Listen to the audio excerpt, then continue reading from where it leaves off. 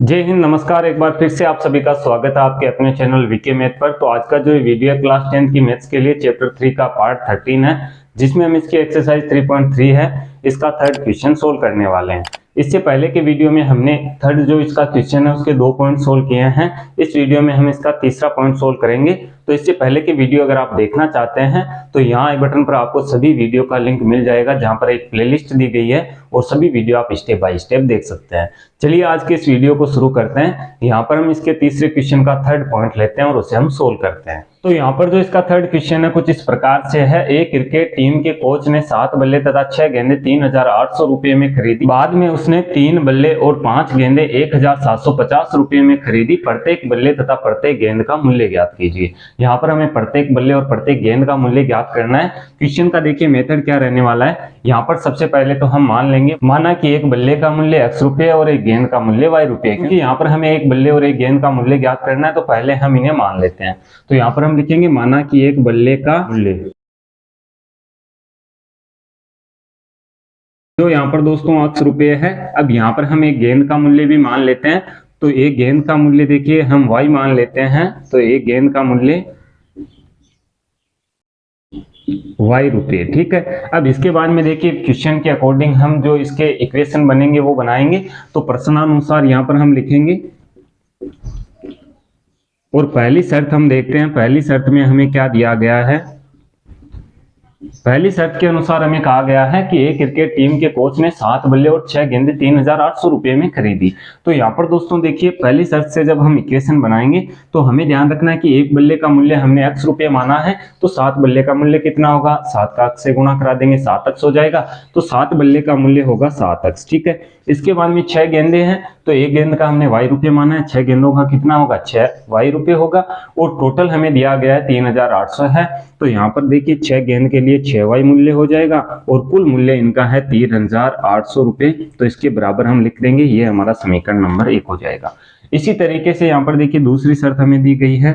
दूसरी शर्त में हमें क्या कहा गया है, दूसरी शर्त के अकॉर्डिंग यहाँ पर दोस्तों कहा गया है बाद में उसने 3 बल्ले खरीदे यानी कि 3x मूल्य होगा और 5 गेंदें खरीदी यानी कि 5y इनका मूल्य होगा।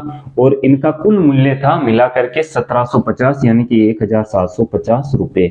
तो ये हमारा इक्वेशन नंबर 2 हो जाएगा। अब दो समीकरण जब हम ज्ञात कर लेते हैं, यहाँ पर दोस्तों हमें प्रतिस्थापन विधि यानी कि ट्रांसफर मेथड से हमें इन क्वेश्चनों को हल करना है। तो यहाँ पर हम किसी समीकरण 1 या 2 से किसी से भी हम एक चर का मान ज्ञात कर लेते हैं और उसे हम दूसरे समीकरण में रख देते हैं। तो यहाँ पर हम समीकरण 1 से ज्ञात करते हैं। तो यहाँ हम लिखेंगे समीकरण 1 से। 1 नंबर समीकरण देखिए हमारा क्या है, 7x + 6y बराबर है 3,800 के। तो y के पद को उधर पक्षांतरण कर देते हैं। तो यहाँ पर हम लिख सकते हैं 7x बराबर 3,800 माइनस 6y, क्योंकि 6y जो है यहाँ पर प्लस का है, उधर जाते ही माइनस का होगा। अब हमें केवल x का मान चाहिए। तो यहाँ पर दोस्तों देखिए x का मान कैसे हम ज्ञात करेंगे, यहाँ केवल हमें x चाहिए तो 7 को इसके बटे में भेज देते हैं। तो 3,800 माइनस 6y बटे में हो जाएगा 7। ये हमारा इक्वेशन नंबर 3 हो जाएगा। और इससे हम क्या करेंगे, जो इक्वेशन हमारा 2 है उसमें हम x का मान यहाँ पर लगा देंगे। तो ऊपर से मैं इसको हटा रहा हूँ, यहाँ हम ये 2 समीकरण रख रहे हैं और इनमें हम इनका मान रखेंगे। चलिए क्वेश्चन को आगे हल करते हैं। तो यहाँ पर हमें लिखना होता है समीकरण 3 से x का मान समीकरण 2 में प्रतिस्थापित करने पर। यहाँ पर दोस्तों मैं बार बार मेथड नहीं लिख रहा हूँ क्योंकि वीडियो है जो लेंथली हो जाएगा। तो डायरेक्ट मैं क्वेश्चन यहाँ पर सोल्व कर रहा हूँ, मेथड आप खुद से लिख लीजिएगा। तो यहाँ पर देखिए समीकरण 2 में हम x का मान रखते हैं। समीकरण 2 हमारा है 3x, यानी कि x का मान x की जगह हम रखेंगे जो है हमारे पास 3,800 माइनस 6y और बटे में है 7। अब यहाँ पर देखिए आगे प्लस 5y है तो है जैसा का जैसा लिख देते हैं और इसके बराबर में हमें दिया गया है 1,750। अब इसे हम सोल्व करते हैं। तो यहाँ पर देखिए 3 का गुणा ऊपर वाली संख्या से हमें कराना है। तो जब हम गुणा कराएंगे 3,800 से 3 का तो देखिए कितना आता है, 0 0। यहाँ पर 8 का गुणा 3 से 24 हो जाएगा और 2 घात जुड़ेगी, 3 का गुणा 3 से 9 और 9 2 11,400 आएगा। माइनस 6 का गुणा 3 से कराएंगे 18 हो जाएगा, 18y बटे में 7 चल रहा है और यहाँ पर हो जाएगा प्लस के 5y और बराबर हो जाएगा 1,750। अब यहाँ पर दोस्तों इसे और हमें सोल्व करना है। तो 7 का गुणा हम 5 से करा देते हैं और बटे में 7 लिख देते हैं। किस तरीके से देखिए 11,400 माइनस 18y, 7 का गुणा 5 से हुआ, ये हो जाएगा 35y और बटे में इसके 7 आएगा। बराबर में ये चलेगा 1750 के। अब यहाँ पर इसके बटे में 1 हम रख लेते हैं, वज्र गुणा करा देते हैं। तो जब हम इसका वज्र गुणा कराएंगे तो यहाँ पर दोस्तों देखिए क्या होगा, 7 का गुणा 1750 से होगा। तो यहाँ पर हमारे पास संख्याएं 11400 माइनस 18y और प्लस 35y और बराबर में देखिए इसका गुणा उससे करा देते हैं तो 0, 7 का गुणा 5 से 35, 3 जुड़ेगा, 49 में 3 हम ऐड करेंगे 52 होंगे और 7 और 5 12 यानी 12250 आएगा। अब यहाँ पर देखिए इसे हम हल करते हैं तो 18y माइनस के हैं, 35y प्लस के हैं तो घटेंगे। 35 में से हम 18 घटाएंगे 17 बचेंगे और 17 यहाँ पर दोस्तों प्लस के होंगे तो 17y प्लस के हम करेंगे। अब यहाँ पर देखिए 11400 इसे उधर पक्षांतरण कर देते हैं तो 12250 में से 11400 घट जाएंगे यानी कि माइनस हो जाएंगे। तो 17y बराबर 11250 में से हम 11400 घटाएंगे तो ये हो जाएंगे दोस्तों 850। अब यहाँ पर देखिए y का मान हमें चाहिए था तो यहाँ पर है दोस्तों 850 बटे 17 होगा क्योंकि 17 इसके गुणा में है, डिवाइड हो जाएगा तो इसका भाग जाएगा इसमें 50 बार, यानी कि y का मान हमारा कितना आ रहा है 50 आ रहा है। और y हमने किसे माना था, एक गेंद का मूल्य, तो एक गेंद का मूल्य 50 रुपये है। यहाँ पर देखिए हमें ज्ञात करना है x का मान यानी कि एक बल्ले का मूल्य कितना है। तो अभी दोस्तों हमने समीकरण नंबर 3 ज्ञात किया था, 3 नंबर समीकरण हमारा क्या था, यहाँ से मैंने हटा दिया है। इस प्रकार से था x बराबर 3800 माइनस 6y और बटे में था 7 के, ठीक है, क्योंकि यह हमने समीकरण नंबर 1 से किया था। अब यहाँ पर हम y का मान लगा देते हैं तो x बराबर देखिए 3800 माइनस 6 गुणा y का मान हमारे पास 50 है, बटे में 7 लिखेंगे तो 3800 माइनस 6 का गुणा हम 50 से कराएंगे, ये हो जाएंगे 300 बटे में 7 होगा। अब यहाँ पर देखिए 3800 में से 300 हम घटाएंगे तो यहाँ पर आएगा 3500 बटे में 7 लिखेंगे, 7 का भाग लगाएंगे 3500 में तो ये 500 बार जाएगा, ठीक है, यानी कि x का मान कितना आ रहा है 500 आ रहा है। तो बल्ले का मूल्य 500 रुपये था और गेंद का मूल्य कितना था 50 रुपये था। तो इस तरीके से क्वेश्चन का मेथड रहने वाला है, इस तरीके से क्वेश्चन हमें सोल्व करने हैं। चलिए आगे बढ़ते हैं, इसका अगला पॉइंट हम सोल्व करते हैं। तो यहाँ पर जो इसका अगला क्वेश्चन है कुछ इस प्रकार से है, एक नगर में टैक्सी के भाड़े में नियत भाड़े के अतिरिक्त चली गई दूरी पर भाड़ा सम्मिलित किया जाता है। 10 किलोमीटर की दूरी के लिए भाड़ा 105 रुपये है, 15 किलोमीटर के लिए भाड़ा 155 रुपये है। नियत भाड़ा तथा प्रति किलोमीटर भाड़ा क्या है। एक व्यक्ति को 25 किलोमीटर यात्रा करने के लिए कितना भाड़ा देना होगा। भाड़ा यानी कि यहाँ पर दोस्तों किराया है। तो एक नगर में एक टैक्सी का नियत भाड़ा यानी कि नियत एक किराया होता है, फिक्स किराया होता है, उसके अतिरिक्त दूरी चलने पर और किराया लगता है। जैसा कि यहाँ पर 10 किलोमीटर के लिए किसी व्यक्ति को जाना है तो उसे 105 रुपये देने होंगे, जिसमें नियत भाड़ा है जो सम्मिलित होगा, ठीक है। तो यहाँ पर हमें याद करना है कि नियत भाड़ा उसका क्या है और प्रति किलोमीटर के लिए कितना किराया उसे लग रहा है। तो यहाँ पर हम मान लेते हैं, माना कि नियत भाड़ा, तो यहाँ पर मैं पूरा नहीं लिख रहा हूँ, मेथड आपको पूरा लिखना है। यहाँ पर हम लिखेंगे माना कि नियत किराया या नियत भाड़ा हम यहाँ पर दोस्तों x रुपये मान लेते हैं और 1 किलोमीटर का किराया हम मान लेते हैं, 1 किलोमीटर का भाड़ा हम मान लेते हैं y रुपये, ठीक है। अब यहाँ पर देखिए हमारे इक्वेशन किस तरीके से बनेंगे। सबसे पहले हमें कहा जाता है, देखिए क्वेश्चन को ध्यान से समझना है तभी हम इसके इक्वेशन क्रिएट कर पाएंगे। यहाँ पर है एक नगर में टैक्सी के भाड़े में नियत भाड़े के अतिरिक्त चली गई दूरी पर भाड़ा सम्मिलित किया जाता है, यानी कि नियत जो किराया है वह तो लगेगा, लेकिन उसके अलावा अगर दूरी तय करता है उसका भी किराया साथ में ऐड होगा। तो 10 किलोमीटर जाने के लिए 105 रुपये। अब यहाँ पर दोस्तों देखिए नियत भाड़ा तो हमारा आज था, पहली शर्त के अनुसार हम देखें। अब इसमें 10 किलोमीटर का किराया कितना होगा, 1 किलोमीटर का किराया y रुपये है तो 10 किलोमीटर के लिए 10y होगा, यानी कि x प्लस 10y बराबर कितना होगा 105 रुपये। ये हमारा समीकरण नंबर 1 होगा। अब यहाँ पर देखिए दूसरी स्थिति हम देखें, दूसरी शर्त में हमें दिया गया है तथा 15 किलोमीटर के लिए भाड़ा 155 रुपये है। तो x तो यहाँ पर साथ में जुड़ेगा क्योंकि ये तो नियत किराया है, और 15 किलोमीटर के लिए कितना होगा 15 गुणे y, तो 15y बराबर होगा 155 के। तो ये हो जाएगा हमारा समीकरण नंबर 2। अब हमें समीकरण 1 और 2 ज्ञात कर लिए हैं, इन दोनों से हम x और y के मान ज्ञात कर लेंगे। x और y के जब हम मान ज्ञात करेंगे तो नियत भाड़ा जो होगा वो x होगा और y का जो मान आएगा वो 1 किलोमीटर का किराया होगा, ठीक है। इसके बाद में क्वेश्चन में हमें एक लाइन और ऐड करके दी गई है कि एक व्यक्ति को 25 किलोमीटर यात्रा करने के लिए कितना भाड़ा देना होगा। तो 25 किलोमीटर यात्रा करेगा तो यहाँ पर दोस्तों x जो नियत भाड़ा तो उसके साथ जुड़ेगा और 25 किलोमीटर के लिए 25 गुना y हमें करना होगा, यानी कि x प्लस 25 गुना y इसका मान आएगा। तो ये हम बाद में देखेंगे। सबसे पहले तो इन दोनों समीकरणों से हम अक्स और वाई के मान ज्ञात करते हैं। तो यहाँ पर देखिए समीकरण 1 से हम पहले अक्स का मान ज्ञात कर लेते हैं। तो समीकरण 1 से अगर हमें अक्स का मान चाहिए तो अक्स बराबर देखिए क्या होगा, 10y को उधर पक्षांतरण करेंगे तो 105 माइनस 10y हो जाएगा। ये हो जाएगा हमारा समीकरण नंबर 3। अब समीकरण 3 से जो अक्स का मान है समीकरण 2 में हम लगा देते हैं। तो यहाँ पर देखिए 2 नंबर समीकरण में जब हम मान लगाएंगे तो अक्स का मान यहाँ पर हमें रखना है 105 माइनस 10y। तो अक्स का हम रख देते हैं 105 माइनस 10y और आगे हमें दिया गया प्लस 15y और बराबर में है 155। तो यहाँ पर दोस्तों मैं मेथड नहीं लिख रहा हूँ, यहाँ पर आपको पूरा लिखना है कि अक्स का मान समीकरण 2 में प्रतिस्थापित करने पर। इसे हम सोल्व कर लेते हैं। तो यहाँ पर देखिए 105 माइनस 10y प्लस 15y बराबर हो जाएगा 155 के। अब यहाँ पर देखिए 10y माइनस के हैं, 15y प्लस के हैं, तो 5y प्लस के बचेंगे। 105 को हम उधर पक्षांतरण कर देते हैं तो 155 में से 105 घट जाएंगे। ठीक है, तो यहाँ पर देखिए 5y बराबर 155 में से 105 हम घटाएंगे तो 50 बचेंगे। तो यहाँ पर हो जाएगा 50 और y का मान हमें ज्ञात हो जाएगा 50/5 हम करेंगे, क्योंकि 5 इसके गुणा में उधर बटे में जाएगा तो इसका मान आएगा 10। यानी कि y का मान हमने यहाँ से ज्ञात कर लिया है कि जो 1 किलोमीटर का भाड़ा है y का मान कितना आया है 10 रुपये, यानी कि 1 किलोमीटर के लिए 10 रुपये लगते हैं। यहाँ पर दोस्तों हमें अक्स का मान ज्ञात करना है कि उसका नियत किराया कितना है। तो नियत किराया हमने अक्स माना है, अक्स का मान हम ज्ञात कर सकते हैं समीकरण नंबर 3 से। किस तरीके से, पर देखिए अक्स के बराबर समीकरण है तो y का मान अगर हम यहाँ पर लगा देते हैं तो अक्स का मान निकल के आ जाएगा। यहाँ पर अक्स का मान हम ज्ञात करेंगे, समीकरण 3 में जो y का मान हमारे पास आया वो हम लगाएंगे। तो हमें इस प्रकार से लिखना है समीकरण 3 में y का मान करने पर या रखने पर। ठीक है, तो यहाँ मैं ऊपर इसको लिख रहा हूँ। यहाँ पर देखिए 3 नंबर जो समीकरण था वो था x बराबर 105 माइनस यहाँ पर हमें दिया गया था 10y और y का मान हमने ज्ञात किया 10 आया है तो 105 माइनस 10 गुणा 10 हम करेंगे y का मान, तो 105 माइनस 100 हो जाएगा। तो ये कितना आएगा 5, यानी कि नियत किराया उसका कितना था 5 रुपये था।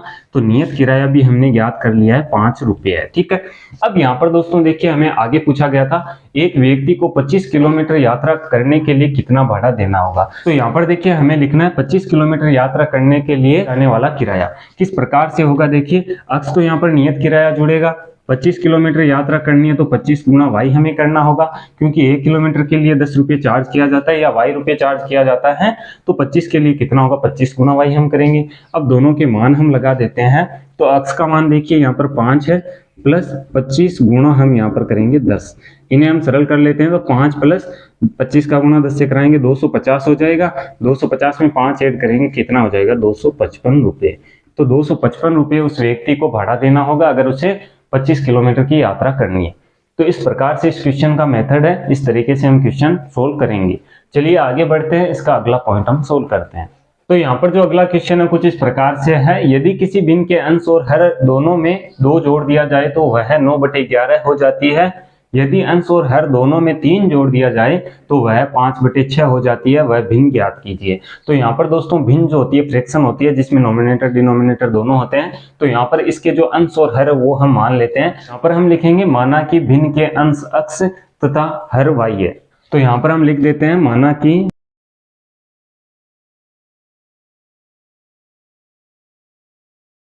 तो यहाँ पर दोस्तों हमने भिन्न का अंश x मान लिया है और हर है जो y मान लिया है। तो हमारी जो भिन्न बनेगी अभिष्ट भिन्न क्या होगी,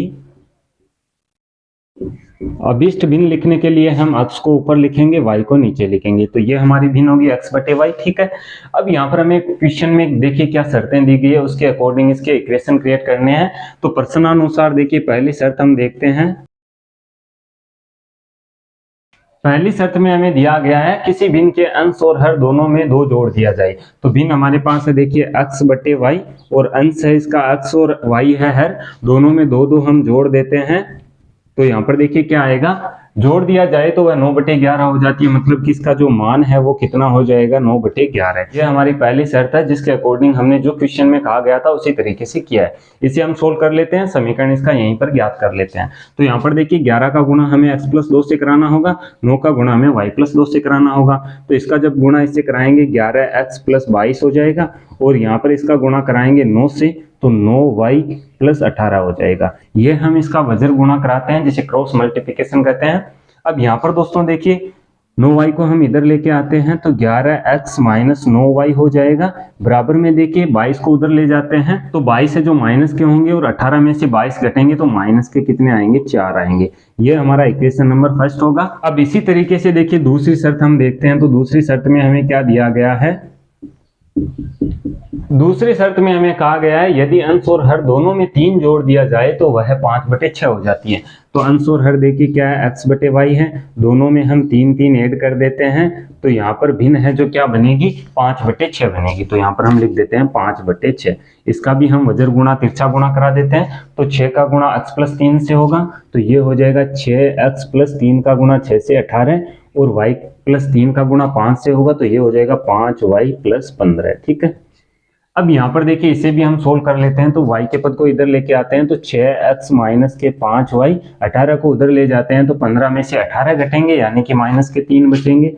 तो ये हमारा इक्वेशन नंबर सेकंड हो जाएगा। अब यहाँ पर दोस्तों समीकरण 1 और 2 हमने ज्ञात कर लिए हैं। अब इनसे हम x और y के मान ज्ञात कर लेते हैं। तो x जो होगा वह अंश होगा और y जो होगा वह हर होगा, यानी कि x नोमिनेटर है और y है जो डिनोमिनेटर है। और x y के मान ज्ञात करने के बाद में हम अभिष्ट भिन्न ज्ञात कर लेंगे। चलिए इसे हम हटा देते हैं, 2 समीकरण हम ऊपर लिख लेते हैं। तो यहाँ पर दोस्तों जो हमारे समीकरण थे कुछ इस प्रकार से थे, 11x माइनस 9y और बराबर में था माइनस का 4, ये था हमारा समीकरण नंबर 1।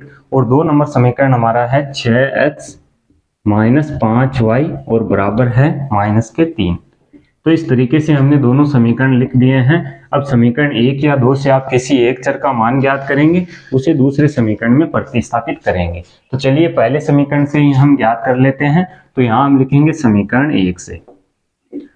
अब यहाँ पर देखिए समीकरण 1 से अगर हम x का मान ज्ञात करते हैं तो y के पद को उधर पक्षांतरण करना होगा। तो यहाँ पर देखिए 11x है, y का पद उधर जाएगा प्लस का होगा, माइनस के 4 पहले से हैं तो 9y को हम प्लस के लिख देते हैं, -4 इसके बाद में लिख देते हैं।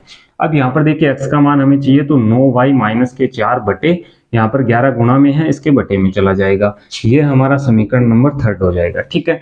अब यहाँ पर समीकरण 3 से x का जो मान है वह समीकरण 2 में हमें रखना है, क्योंकि 1 नंबर समीकरण से हमने 3 नंबर समीकरण बनाया है तो इसमें हम नहीं रखेंगे। तो यहाँ पर हमें लिखना है समीकरण 3 से x का मान समीकरण 2 में प्रतिस्थापित करने पर। तो मैं सीधा यहाँ पर मान लगा रहा हूँ। यहाँ पर दोस्तों 6x है तो x का मान हमारे पास है 9y माइनस 4 बटे 11 और आगे हमें दिया गया माइनस के 5y और बराबर में है माइनस के 3। पर दोस्तों इसे हम सरल कर लेते हैं। तो देखिए 6 का गुणा हमें ऊपर वाली संख्या से कराना है तो 6 का गुणा 9 से कराएंगे तो जाएगा 54y, 6 का गुणा 4 से कराएंगे तो ये हो जाएगा 24 बटे में यहाँ पर 11 चल रहा है और यहाँ पर है माइनस के 5y बराबर हो जाएगा माइनस के 3। ठीक है। अब इसे हम और सोल्व करते हैं। तो यहाँ पर देखिए जब फ्रैक्शन इस प्रकार से दी जाती है तो इसके बटे में 1 रख के आप एलसीएम लेके भी कर सकते हैं, नहीं तो डायरेक्ट करना चाहें तो 11 का गुणा 5y से करा दीजिए, है जैसी की जैसी संख्या लिख दीजिए।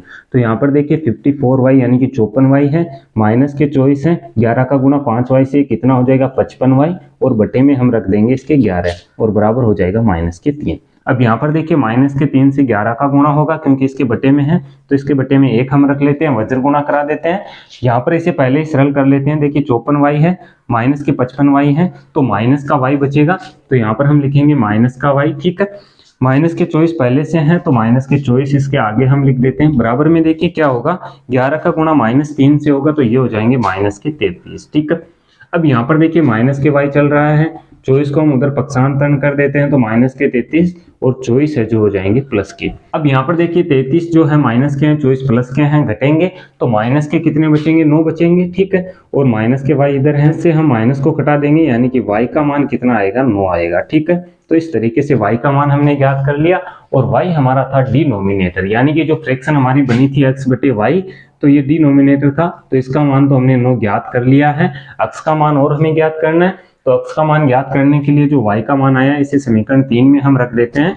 तो यहाँ पर देखिए 3 नंबर समीकरण हमारा है x बराबर 9 गुणा y, यानी कि 9 गुणा y का मान भी 9 आया है तो गुणा कर देते हैं, -4 है और बटे में 11 है तो 9 का गुणा 9 से कराएंगे ये 81 होगा, 81 में से 4 हम घटाएंगे बटे में 11 है तो 81 में से दोस्तों 4 हम घटाएंगे तो 77 बचेंगे और 77 बटे 11 हम करेंगे तो इसका मान कितना आएगा, 7। यानी कि x का मान कितना आ रहा है, 7 आ रहा है और y का मान कितना आ रहा है, 9 आ रहा है तो 7 बटे 9 हमारी फ्रैक्शन हो जाएगी। तो इस तरीके से जो भिन्न हमने मानी थी x बटे y वो क्या है, 7 बटे 9 है। तो इस तरीके से क्वेश्चन का मेथड चलने वाला है, इस तरीके से क्वेश्चन हमें सोल्व करने हैं।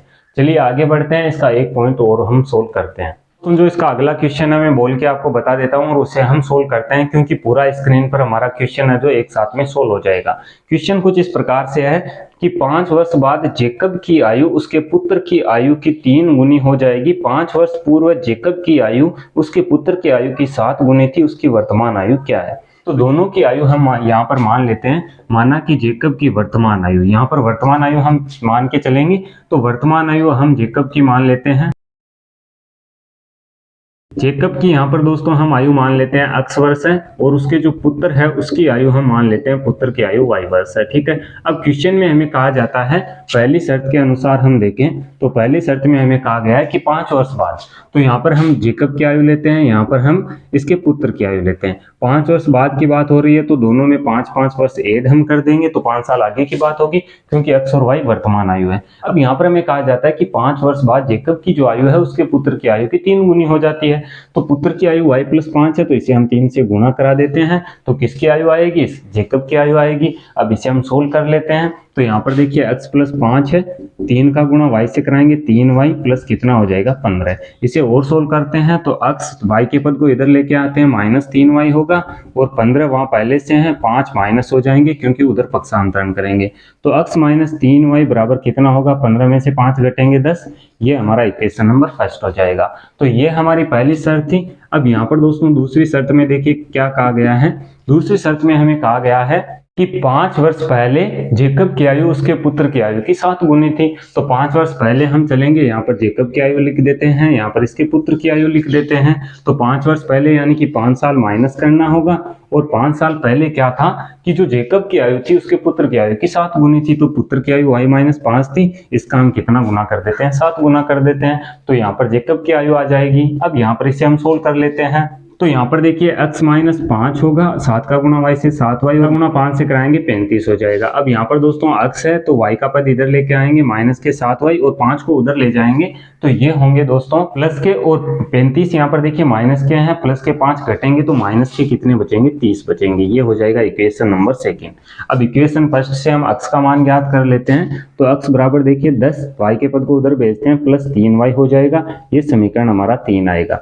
3 नंबर समीकरण से 2 नंबर समीकरण में हम x का मान रख देते हैं।